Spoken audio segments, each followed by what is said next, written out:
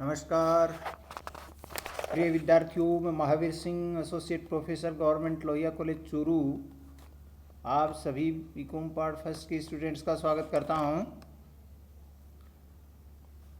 प्रिय विद्यार्थियों, आज का जो ये व्याख्यान है ये आपके इन्वेस्टमेंट्स अकाउंट से रिलेटेड है। इन्वेस्टमेंट अकाउंट से रिलेटेड पिछला लेक्चर जो 34 नंबर का था उसमें आपको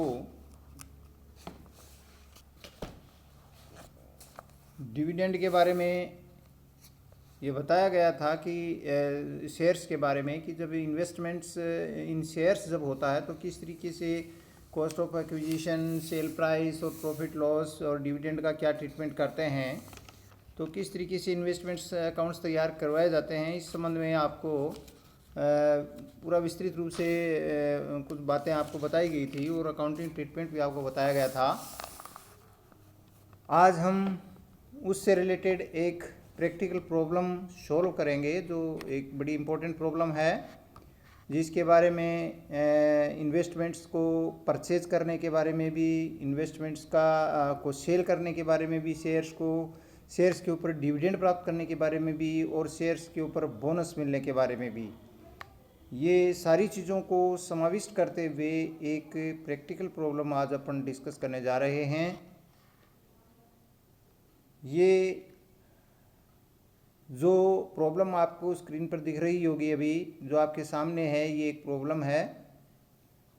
ये प्रॉब्लम आप ध्यान से इसको पढ़ेंगे तो इसके अंदर 1 जनवरी 2018 को राम के पास एक्स लिमिटेड के 10 रुपये वाले 1000 इक्विटी अंश 14,250 रुपये की लागत पर थे। यानी 1000 इक्विटी अंश वैसे 10 रुपये के हिसाब से 10,000 रुपये की वैल्यू होती है, लेकिन इनको कॉस्ट प्राइस इनकी 14,250 रुपये थी। ये बैलेंस था 1 जनवरी 2018 को। वर्ष 2018 के दौरान एक्स लिमिटेड की इक्विटी अंशों के संबंध में निम्नलिखित सौदे और किए गए। यानी एक्स लिमिटेड के इन अंशों के संबंध में जो ट्रांजैक्शन हुए वो इस प्रकार से हैं। तो 1 अप्रैल 2018 को पहला जो ट्रांजैक्शन हुआ वो 50 इक्विटी अंश उसने और 850 रुपये में कम डिविडेंड यानी लाभांश सहित मूल्य पर, जिसमें दलाली और माल सेवा कर इनको सबको सम्मिलित करते हुए 850 रुपये के अंदर उसने ये लाभांश सहित मूल्य पर खरीदे और इन अंशों का उसके नाम से रजिस्ट्रेशन भी हो गया। इसके बाद में क्या होता है कि अप्रैल 15 2018 को इन कंपनी ने इन इक्विटी अंशों पर 20% की दर से लाभांश घोषित किया और वो लाभांश उसको 31 मार्च 2018 को प्राप्त भी हो गया। उसको प्राप्त हुआ 15 अप्रैल को, और ये जो लाभांश है वो 31 मार्च 2018 को समाप्त लाभों में से इसको दिया गया था। 30 जून 2018 को इसके बाद में क्या हुआ कि कंपनी ने 7 इक्विटी अंशों के बदले 3 बोनस इक्विटी अंश दिए, जो कि उसको ये प्राप्त हो गए इस डेट को, यानी 30 जून 2018 को ये प्राप्त हो गए उसको। इसके बाद में ये जो बोनस अंश थे इनको उसने 11.25 रुपये प्रति अंश प्रतिभूति व्यवहार कर घटाने के बाद में भेज दिए और उनके बेचने पर दलाली वगैरह जो है वो उसने 22.5 रुपये की चुकाई। अब आपको कॉलमनार फॉर्म में यानी स्तंभाकार रूप में विनियोग खाता तैयार करना है। स्तंभाकार रूप में तैयार करने का मतलब ये हुआ कि जो उसकी जो शेयर्स की संख्या और उनकी जो अमाउंट और साथ में डिविडेंड, इन सब चीज़ों को अपन इसमें इंक्लूड करते हुए खाता तैयार करेंगे इन्वेस्टमेंट अकाउंट। तो यहाँ पर चूँकि आगे प्रॉब्लम को सॉल्व करने से पहले मैं एक बात फिर से आपको रिपीट कर देता हूँ कि जब किसी कंपनी के इक्विटी अंशों को खरीदा जाता है, बाई किया जाता है, तो ऐसी स्थिति में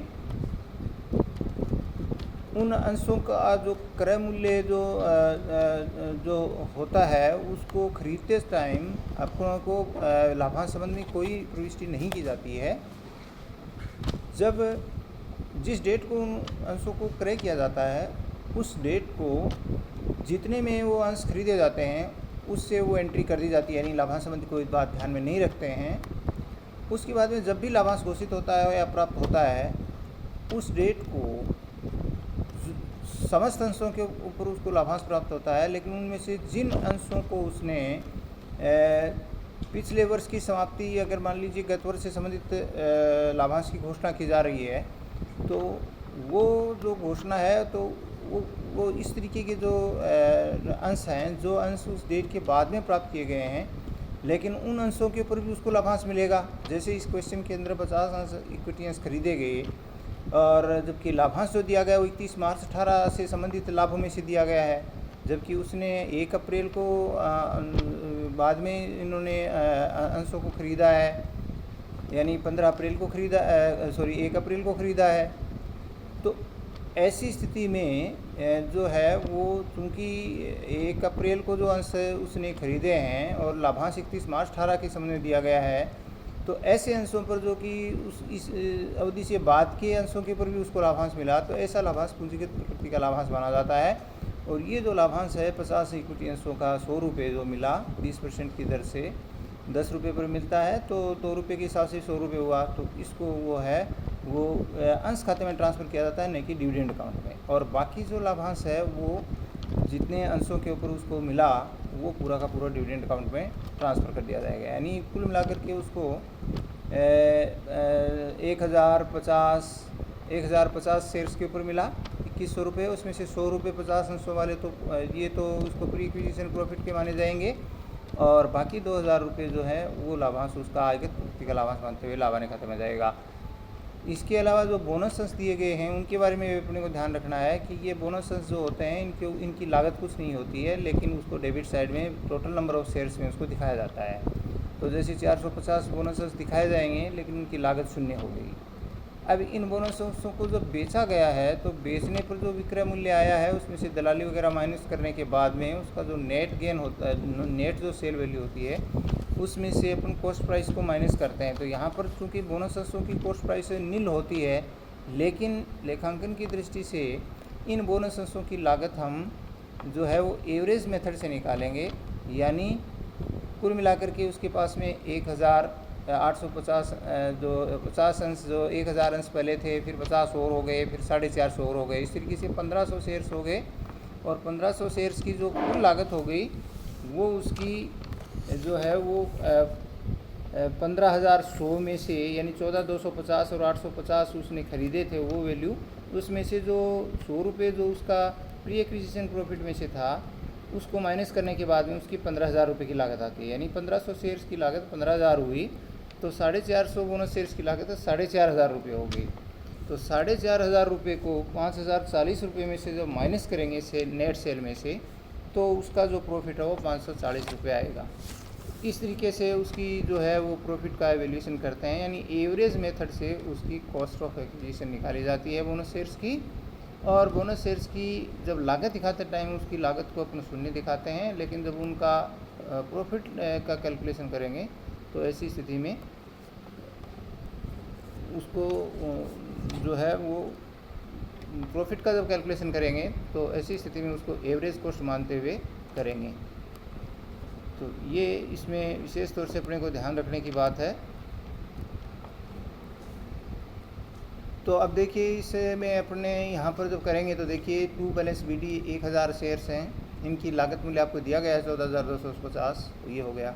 उसके बाद में 1/4/18 को उसने और ख़रीदे हैं ये अंश 50 शेयर, तो उनकी लागत 850 रुपये है, तो वो 850 रुपये इनकी लागत मूल्य में लिख दिया जाएगा।